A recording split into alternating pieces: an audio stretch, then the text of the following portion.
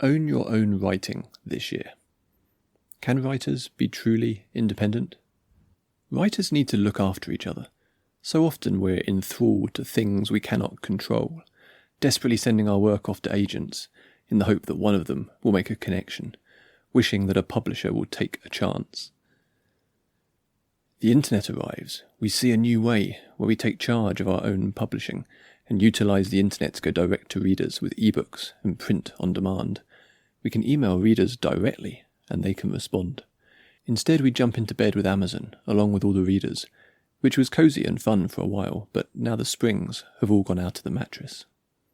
And at the same time, we invent blogging. The blogosphere flourishes and networks are formed between writers and readers. It's a golden age in which anyone can have a website and write whatever they wanted. You just needed a server and you're your own person. Then we give it all up for social media. It becomes harder to find each other, even as these new networks claim to do just that. Blogs aren't in fashion anymore.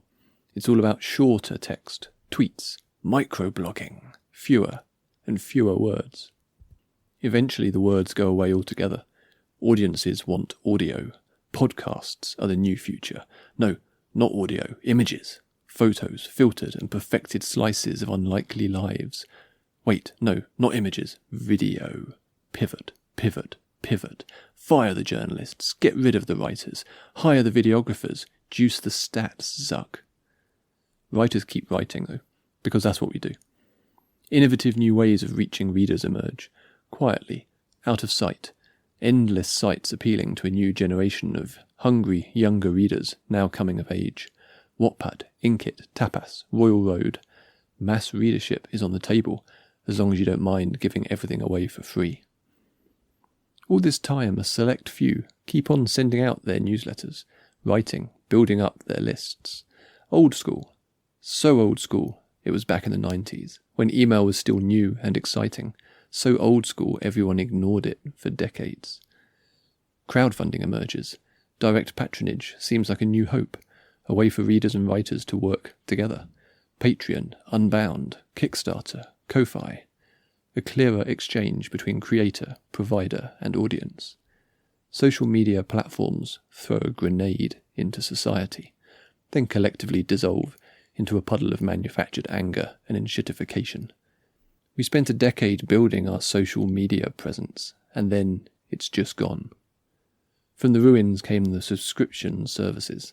Music, film and TV had primed audiences for a new way of paying. The new newsletters combine the old and the new. Substack, Ghost, Button Down, Beehive. Writers going straight to readers, and readers able to offer support directly. At last. Are we free? Until we are reminded that we are not. The behaviour of the corporations providing our tools continue to rock our very foundations. All it takes is one unpleasantly super rich American. They can't help themselves. Always relinquishing control to a third party, constantly jumping from one gatekeeper to another. There are ways to be more independent, but that clarity of conscience is accompanied by invisibility, especially for newer writers. And all the while the machines are learning and multiplying. People rich with investment, but creatively bankrupt, attempt to wrestle the very act of creation away from artists. AI will come for us all. There is an inherent vulnerability to creating art. That's what makes it exciting. That's what makes art exciting, the act of creating and exploring. I wish simply existing as an artist could be less fraught. Something does feel different this time. The connections between writers and readers are stronger. We're no longer isolated from one another in our own little publishing bubbles. That gives us power. Protecting yourself as a writer. I'm trying to be more conscious of this stuff in 2024. 1. Always keep multiple backups of your writing. 2. Be sure to periodically download an archive of your publication. 3. Don't lean too heavily on the brand of your current toolset/publishing platform. 4. Don't rely on social media to promote your work. Even if you're doing well now, it only takes one tweak of an algorithm. 5. Do start a newsletter if you haven't already. It remains one of the most reliable and sustainable ways to keep in touch with readers. 6. Don't overcommit to a schedule you can't keep up with. Nobody wants to burn out. A healthy writer equals more and/or better writing. 7. Connect with other writers. It can open up new opportunities and make the process even more enjoyable. Supporting writers if you're a reader. I mean, we're all readers, right? 1. Follow them on social media, sure, but see if they have a more permanent and direct way of communicating, a blog or a newsletter that's free from the whims of algorithms. 2. Writing can be a solitary, uncertain thing. If you show up and leave comments and likes, the writer knows they're on the right track. 3. If you can afford it, buy their books, or take out a paid subscription to their work. 4.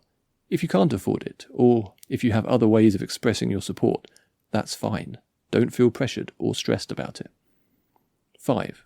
Sharing the work, spreading the word, and generally showing up is hugely valuable. 6.